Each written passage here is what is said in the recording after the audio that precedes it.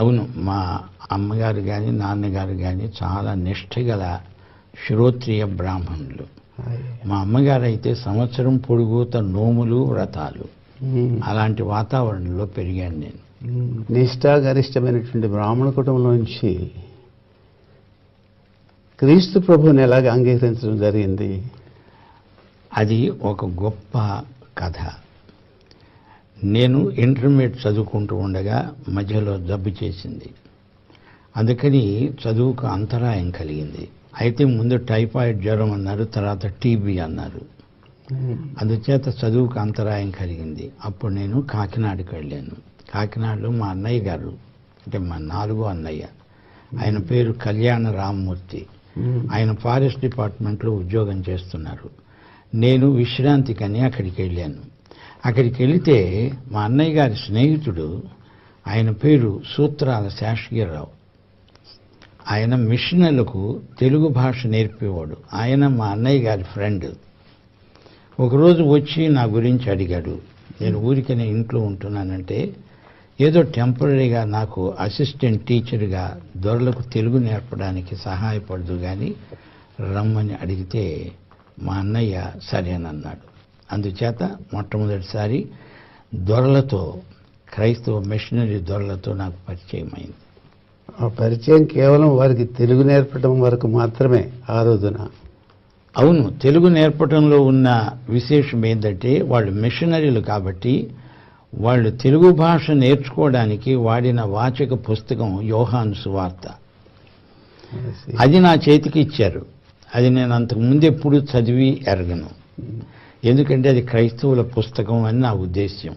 అది మనది కాదు, వాళ్ళది అని. కానీ ఇప్పుడు విచిత్రం ఏమిటంటే, నేను అనుకోకుండా దేవుడు నన్ను ఆ పరిస్థితిలోకి తెచ్చాడు. వాళ్ళ పుస్తకం యోహాను సువార్త చదవాల్సి వచ్చింది మిషనరీలకు తెలుగు నేర్పడానికి. అంటే పెద్ద జీవనాధారం అనుకోలేదు. ఊరిక ఉన్నామో ఏదో పాకెట్ మనీ ఇస్తారు అని సరదాగా నేను అది చేపట్టాను, కానీ అదేమి నా వృత్తి అనుకొని అందులో ప్రవేశించలేదు. సరదాగా ప్రారంభించింది, అది జీవిత గమనంలోకి మారింది. అది విశేషం. అదే యోహాను సువార్త 15వ అధ్యాయం 16వ వచనంలో, మీరు నన్ను ఏర్పరచుకోలేదు కానీ నేను మిమ్మును ఏర్పరచుకొని ఫలించడానికి లోకంలోకి పంపానన్నాడు ప్రభు. నాకు తెలియకుండానే ఆ వచనం నా మీద పనిచేసింది. సో ప్రభు యొక్క వాక్యం ద్వారా మీరు పట్టబడ్డారు. యోహాను శుభవార్త 18వ అధ్యాయం. అవును, అదంతా వచనం వెంబడి వచనం చదవడం, అందులో గ్రామర్ వాళ్లకు నేర్పడం, ఇలా చెప్తూ ఉండగా ఆ యోహాను సువార్త అంతా నా చేత ప్రభు చదివించినట్టయింది. అయితే ఒకరోజు నాకు ఒక విచిత్రమైన ఐడియా వచ్చింది. ఈ యోహాను సువార్తలోనే కాదు, మిగతా సువార్తలు బైబిల్లో ఏమన్నా తప్పులుంటే పట్టుకొని వీళ్లతో వాదిద్దామని ఒక క్రేజీ ఐడియా వచ్చేసింది. ముందు యోహాను సువార్త తీసుకొని పెన్సిల్ తీసుకొని అండర్లైన్ చేస్తున్నాను, ఏమన్నా తప్పులు ఉన్నాయా అని. విచిత్రం ఏంటంటే, ముగించేటప్పటికీ అందులో తప్పులు నాకు కనపడలేదు, కానీ నాలో ఉన్న తప్పులనన్నీ అది బయటపెట్టింది.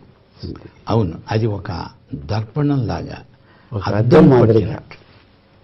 అలాగా నా యొక్క వ్యక్తిగత జీవితంలో ఉన్న లొసుగులన్నీ చూపెట్టింది యోహాను సువార్త. అద్దంలోకి ముఖం చూసుకుంటామో ఆ సంగతి మర్చిపోతాం, కానీ అలా కాదు. పొద్దస్తమానం రోజు ఈ పాఠాలు దొరలకు నేర్పాల్సి వచ్చింది. అందుచేత అద్దంలోకి నిలకడగా చూచే పరిస్థితి వచ్చింది. అందుచేత తట్టుకోలేకపోయాను. ఏదో ఒక తీర్మానం చేసి తీరాలి, అటో ఇటో అనే పరిస్థితికి వచ్చాను. ఒక రోజున నేను ప్రభు కోసం జీవిత తీర్మానం చేసుకున్నా. యేసు ప్రభువు నా రక్షకుడు అని. బాప్తిసం దాకా వెళ్ళకముందే ఇంట్లో గొడవ మొదలైంది. నా భార్య, అప్పటికే నాకు వివాహం అయింది, నా భార్యకు యేసు ప్రభు అంటే ఇష్టం లేదు. ఏ నిష్ఠగల బ్రాహ్మడైనా యేసు ప్రభువు నమ్ముకొని క్రైస్తవుడు అవుతావా అంటే హే పోపో అంటాడు. నేనేమి అందుకు భిన్నం కాదు. నిమ్న జాతుల దేవుడు నాకెందుకు అనే ఉద్దేశం ఉండేది.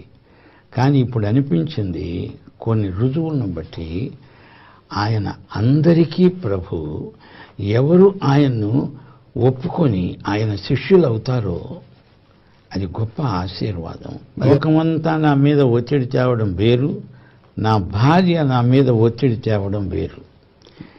భార్యాభర్తల మధ్య చాలా సన్నిహితమైన సంబంధం, అది చాలా డెలికేట్. నా భార్య టూత్ అండ్ నెయిల్ ఎంత వ్యతిరేకించిందంటే, యేసు ప్రభువుని వదిలిపెడతారా వదిలిపెట్టరా, లేకపోతే నేను మా పుట్టింటికి వెళ్ళిపోతాను అని గొడవ చేస్తుంది. కోపగించుకున్నానంటే కథ అడ్డం తిరుగుతుంది.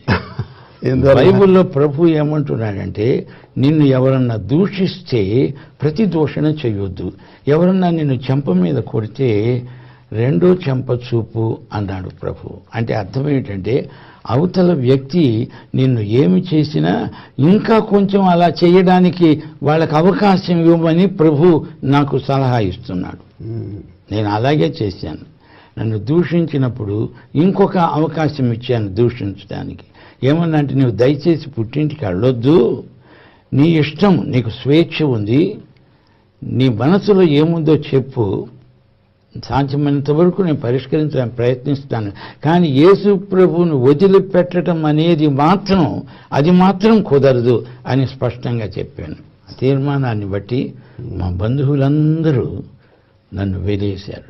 నా 30వ ఏట యేసు ప్రభువును అంగీకరించాను. అంటే ఇప్పటికి దాదాపు 51 సంవత్సరం క్రితం. అవును, అదే విచిత్రం, నాకే ఆశ్చర్యం అవుతోంది. యేసు ప్రభువును నమ్ముకోవడము అంటే కేవలము ఆయనకు నేను ఓటేయటం కాదు, ఆయనే నన్ను ఎన్నుకోవడం. ఆయన నన్ను ఏర్పరచుకొని ఆయన నాలో వచ్చి ఉంటానన్నాడు. అందుచేత ఆయన ఏమి పలికిస్తాడో, నా చేత ఏమి చేయిస్తాడో అదంతా ఆయన ప్లాన్ అని నేను నమ్మాను. అలాగే జరిగింది. నా భార్య అంత వ్యతిరేకిస్తూ కూడా నన్ను వదిలిపెట్టి వెళ్ళలేదు. నన్ను కవ్విస్తోంది, కానీ నన్ను వదిలిపెట్టి వెళ్ళలేదు. బంధువులు వచ్చి ఒక పెద్ద కాన్ఫరెన్స్ పెట్టారు ఒకసారి. అందులో వాళ్ళు అన్నది ఏంటంటే, నీకేం కావాలో అడుగు, ఏదైనా ఇస్తాం, డబ్బు కావాలా, ఏం కావాలి, కానీ నువ్వు యేసు ప్రభువును వదిలిపెట్టు అంటే నేనన్నాను, వడ్ల గింజను దంచితే బియ్యపు గింజ అవుతుంది, మళ్ళీ బియ్యపు గింజ వడ్ల గింజ అవుతుందా, అది కుదరదు అన్నా. అంటే వాళ్ళు అన్నారు, అమ్మాయి ఇక ఈయనతో లాభం లేదు, ఈయనకు యేసు పిచ్చి పట్టింది, సామాన్ సర్దుకో వెళ్ళిపోదామంటే ఆమె ఏమన్నదంటే, భలేవారు, నేను ఆయన వదిలిపెట్టి ఎలా వస్తాను, మీ తెలివితేటలు బయటపడ్డాయి, ఆయన మారుస్తారు మళ్ళా మన సాంప్రదాయంలోకి అనుకున్నాను, మీరు ఫెయిల్ అయిపోయారు, అది ఒప్పుకొని దయచేసి వెళ్ళిపోండి, మా గొడవ మేము పడతామని చెప్పింది. సో బాహ్యంగా ఆవిడ మీ యొక్క క్రైస్తవ జీవిత విధానాన్ని వ్యతిరేకించిందే కానీ మిమ్మల్ని వ్యతిరేకించలేదు. అది అసలు రహస్యం. ఎంత ప్రయత్నించినా సాధ్యపడలేదు. చివరికి ఆమె చేతులు ఎత్తేసింది. ఇక నేను యేసు ప్రభువును నమ్ముకుంటున్నాను, నన్ను క్షమించండి, మిమ్మల్ని చాలా వ్యతిరేకించాను, మన సాంప్రదాయాలన్నా సంస్కృతి అన్నా నాకు అంత ఇష్టం, కానీ ఇప్పుడు ఏమనిపిస్తోందంటే, మీరు నమ్ముకున్న దేవుడు, మీరు నా భర్త కాబట్టి ఆయన నాకు కూడా దేవుడు. మీరు ఎలా నమ్ముకున్నారో చూస్తే నాకు ఆశ్చర్యం అవుతోంది. అందుచేత మనకు యేసు ప్రభు కావాలి, కానీ యేసు ప్రభు పేరట చలామణిలో ఉన్న మతం మాకొద్దు అని మేమిద్దరం కలిసి ఆ రోజు తీర్మానం చేసుకున్నాం. మతాతీతమైన, కులాతీతమైన ఒక అద్భుతమైన సంబంధంలో ప్రవేశించాము. అదే అప్పటి నుంచి ఇప్పటిదాకా ప్రకటిస్తున్నాం. యేసు ప్రభు అనేటువంటిది మతం కాదు, ఒక మార్గం అనేటువంటి కాన్సెప్ట్ మీ హృదయంలో నిండిపోయింది. దాన్ని సహోదరి అన్నివ్వండి, వారి జీవితంలో కూడా మీరు గట్టిగా ముద్రించగలిగారు. మీ కుటుంబం